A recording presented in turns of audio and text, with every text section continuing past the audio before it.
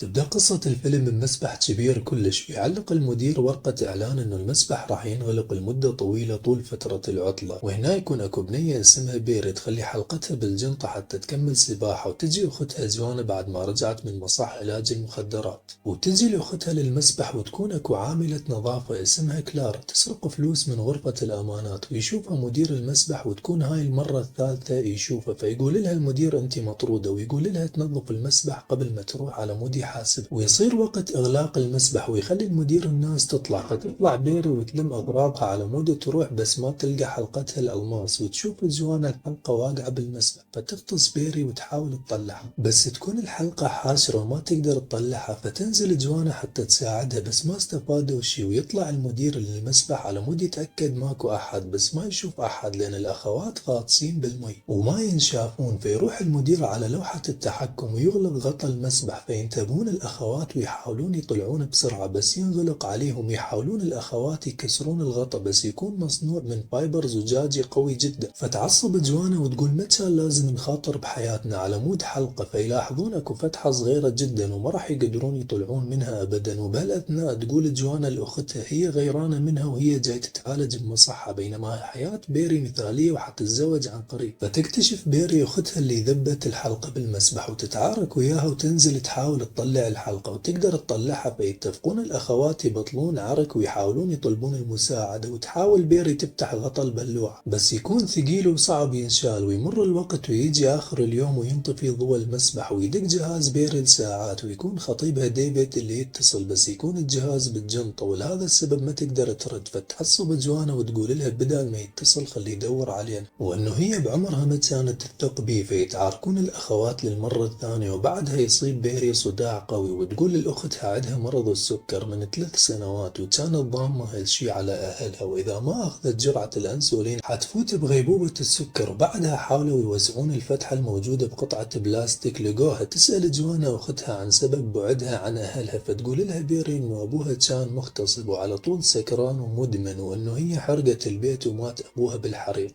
وفجأة يسمعون صوت أحد فتح الباب، فتطلع كلارا فتنتبه للأخوات المحبوسين، وتنتبه الكاميرات المراقبة مشتغلة، فتطفيهم وتروح تسرق جنطة بيري وتأخذ الموبايل والفلوس وبطاقة الائتمان، ويكون الأخوات مفكرين حتساعدهم، لحد ما تسألهم كلارا عن رمز البطاقة، فيستغربون من سؤالها ويسألوها شنو جاي تسوي، فتقول لهم كلارا عن ماضيها بالسجن وعندها أطفال وعليها فواتير وديون ما تقدر تسددهم، فترفض بيري تنطيها رمز البطاقة، فتسد كلارا دفايات المسبح، فتنجبر بيري تنطيها الرمز السري مقابل تطلعهم، بس كلارا تقول لهم راح ترجع بعد ما تسحب الفلوس من البطاقة، والأخوات يكونون ما عندهم حل غير ينتظرون لحد ما ترجع كلارا، وهنا تسوء حالة بيري بسبب برودة المي، بعد ما طفت كلارا دفايات المسبح تنزل جوانا وتحاول ترفع غطا البلوعة، بس كل محاولاتها تفشل، فتطلع جوانا وتلوم نفسها وتوصف نفسها بأنها جبانة وضعيفة وما قادرة تسوي شي، فتحضن أختها ويبقون بالمسبح طول الليل، ويصير الصبح وتجي كلارا وتحاول تستفزهم، وتحاول جوانا تلزم نفسها وما تعصب عليها، وتقول لها تحاول تساعدهم وتجيب إبرة الأنسولين من جنطة بيري، بس كلارا تكون ضايجة لأن لقت كل اللي بالبطاقة $80 بس، وتقول لهم راح تتركهم يموتون بسبب غبائهم، وانهم حاولوا يضحكون عليها، بعدها تقرر جوانا تعاقب كلارا، فتمثل انه هي تبكي وتطلب من كلارا تتقرب على فتحة المسبح، فتقرب كلارا اذانها على فتحة المسبح حتى تسمع شنو تقول جوانا، وفجأة تضرب جوانا كلارا بذانها، فتعصب وتصرخ كلارا من الوجع، وتروح على المراية حتى تنظف الجرح، وتوقف النزيف، وتروح كلارا وتشغل منظف المسبح حتى تنتقم على اللي سوته بيها جوانا، ويختنقون الأخوات وما يقدرون يتنفسون بسبب الكلور، فتنتبه كلارا لخطورة اللي سوته وتطفي المنظف، وتروح عندهم وتقول لهم ما عندها أحد تخسره وما خايفة على نفسها، وتريد تعاقبهم على اللي سووه بيه، فتخليهم ينطوها حلقة الألماس، فتنطيها بيري تاخذ كلارا الحلقة وتطلع من المسبح، وبهذا الوقت تكون جوانا تبكي لأن كل اللي صار بسبب بس أختها تسامحها على اللي سوته، وبعد مرور ساعات بيري تهلوس وتشوف غطا المسبح ينفتح ويوصل خطيب يغيبها ديفيد وينقذها، بس تكون أختها ما موجودة وياها وتختفي من المسبح، فتقعد بيري من اللي هي بيه وتلقى أختها لازمة قطعة البلاستيك وتحاول تنتحر، بس تحاول بيري تهديها وتقول لها واثقة راح نطلع عايشين من المسبح. وبهذا الوقت تكون كلارا جاي تجرب حلقة بيري، فيتصل ديفيد على تليفون بيري وتكون كلارا ماخذته. تفتح كلارا البريد الصوتي وتعرف ديفيد حيدق على الشرطة لأن بيري لهسه ما رجعت للبيت، فتخاف كلارا تنسجن مرة ثانية، فتروح للمسبح وتحكي ويا الأخوات وتخليهم يوعدوها ما يحجون اللي سوته وإلا راح تتركهم محبوسين، فيوافقون الأخوات ويحضنون بعض من فرحتهم. فتقرر كلارا تروح وتفتح غطا المسبح حتى يطلعون الأخوات من المسبح، ولما تروح لغرفة التحكم وتلقى رمز الحماية متغير فتعصب كلارا وتروح عند الأخوات وتقول لهم عصبت من اللي صار وفقدت أعصابي وما تعرف شنو تسوي، وتروح كلارا وتتركهم محبوسين. ويمر الوقت ويكون ثاني ليلة لهم بالمسبح، فتدخل بيري بغيبوبة السكر، فتحاول جوانا تقعدها وتقول لها بيري وقت حادث حريق بيتهم ما خلت والدها يشرد من الحريق، وصارت تصيح انه هي كتلة الوحش، وتنزل جوانا وتحاول ترفع غطا البلوعة بعد عدة محاولات فاشلة، فتاخذ جوانا قطعة قماش من اختها وتربطها بغطا البلوعة وتقدر تفتح الغطا وتطلع اختها وتلاقيها فاقدة الوعي، فتسوي لها تنفس اصطناعي، فتصحى اختها فتجمع جوانا قوتها وتلزم غطا البلوعة وتحاول تكسر غطا المسبح، فتحاول توسع الفتحة بإيدها وتنجرح إيدها بسبب القزاز، وأخيرا تلزم أختها وتطلع من المسبح وتنطي جوانا لأختها إبرة الأنسولين، وتكون خايفة أختها ممكن تموت. وفجأة تطلع كلارا وتكون لازمة مسدس وتحاول تقتل جوانا وبيري وتهددهم لأن لو بقوا عايشين راح يبلغون عليها وتنحبس، بس بعدها تنزل كلارا المسدس وتنطيهم الحلقة وتكون حاسة بالذنب، فتتصل جوانا على الشرطة والإسعاف على مود يساعدون بيري، وتخلي جوانا كلارا تشرد حتى ما يلزموها الشرطة، وبعدها تقعد بيري بسيارة الإسعاف وتنطيها جوانا الحلقة ويحضنون بعض ويبكون من الفرحة وإن هم نجوا من اللي صار بأعجوبة، وياخذ المسعفين بيري للمستشفى. ولهنا تكون نهاية الفيلم.